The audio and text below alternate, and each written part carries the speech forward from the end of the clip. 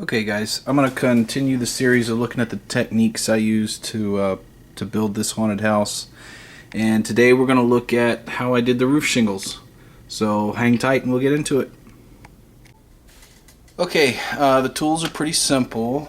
I've just got a ruler, a knife, and this is the side of a cereal box. Keep your cereal boxes. I use this material for all kinds of stuff. This is great. So don't throw your cereal boxes away. Just, fold them up, store them in a drawer, put them somewhere because you'll end up using them a lot. So we're going to make the shingles out of this stuff. So essentially what you want to do is you want to cut strips for your shingles. And this is, I'm gonna show you how to cut them, and then I'm going to tell you the easy way to do this. Because this is very time consuming. So we're just going to slice a strip off here, and you're going to want to slice a bunch of strips off, and then you just start cutting shingles out.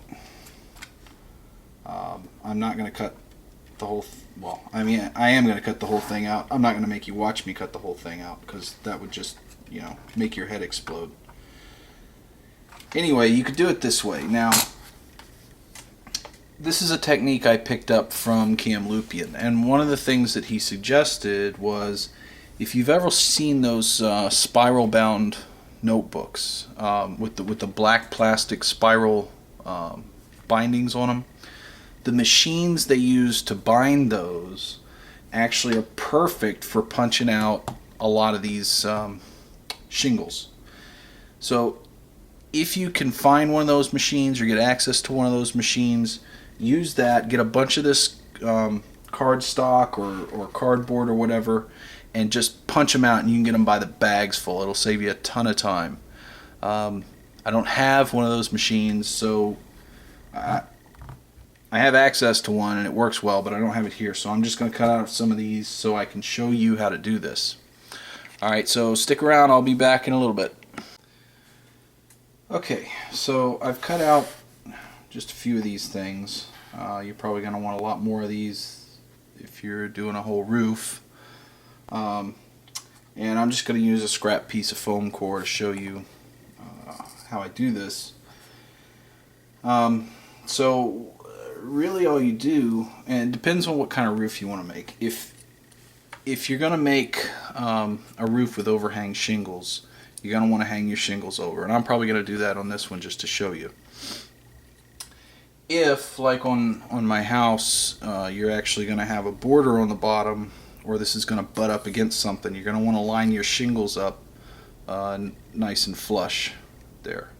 So just keep that in mind when you start laying the shingles. Now, of course, you want to start on the bottom row. You're going to do these in rows. Just lay some glue out, and picking these up by hand and putting them down is going to drive you nuts. So just get a toothpick, or I've got a little bamboo skewer here. Dip the end in some glue, just the very tip, and you can pick them up like that.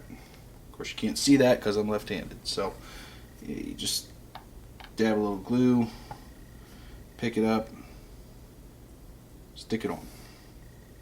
Pick it up, stick it on.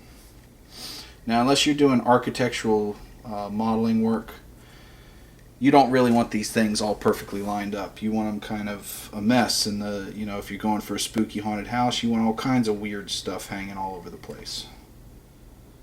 So we'll do stuff, overlapping, and it just wants to be a mess because it's trying to fall apart. Even if it's not like a haunted house or something, you don't want them perfectly aligned.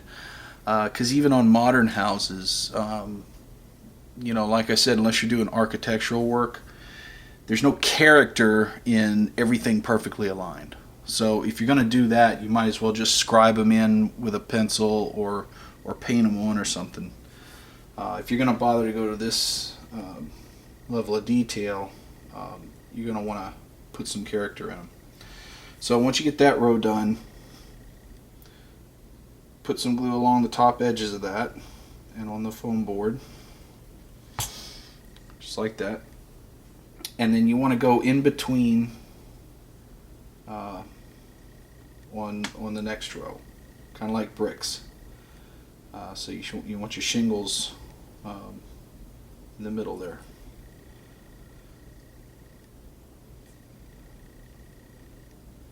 And then you're eventually going to want to cut some down in half, or however you need to cut them down to put on the ends.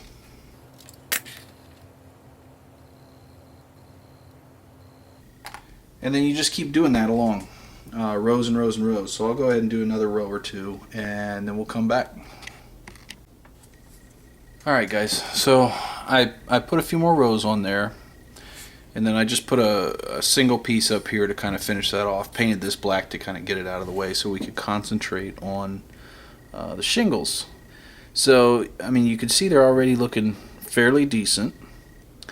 Now we've laid them horizontally. If you want to do a roof with like shake shingles, like cedar shake, it's pretty much the same technique. You just lay them vertically, long ways, and they'll look more like shingles. And you just paint them different color than what we're going to do here. I'm going to work on like slate shingles, like what we've done with the haunted house. So we're going to do blacks and grays on this. So I'll show you what that is. Basically, we just take some, we're going to undercoat it with some black. So I've just got some watered down black paint here. And I'm just going to base coat this with some black. So no big deal.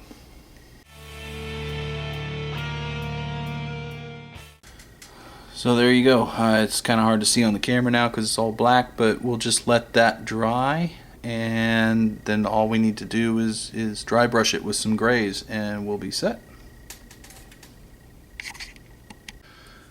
Okay guys, I think we're dry enough here to start highlighting this, and the light's failing outside. My inside light sucks, so I'm going to try to do this as fast as I can so you guys can see it good. Basically, if you watched my tool caddy video, we're just going to overbrush and dry brush this essentially the same way with just varying layers of gray. So I'm just going to take some dark gray here and not knock too much off the brush, because we're not actually dry brushing on this layer. It's more like overbrushing. We just don't want to get it down in the crevices.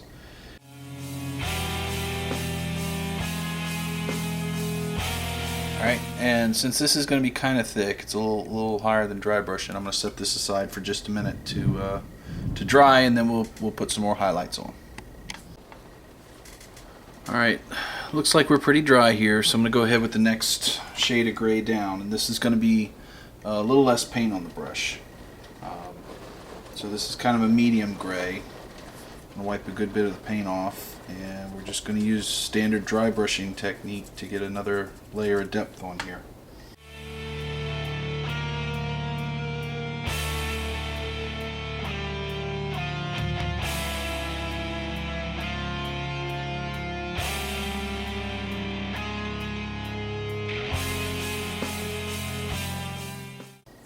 Alright, so you can see we're kind of coming along here. Try to get this in some light. I'm sorry guys, it's just the lights. I'm in the middle of one of Florida's famous nasty summer thunderstorms, so the light is, well, just sucks right now. But, so here we go so far. Now, I want to give it a little bit more highlight on the edges, so what I'm going to do is take that light gray and mix it about 50-50 with some white.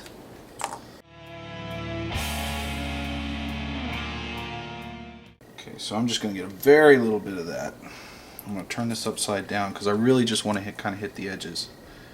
And so we're just going to brush it up the edges here.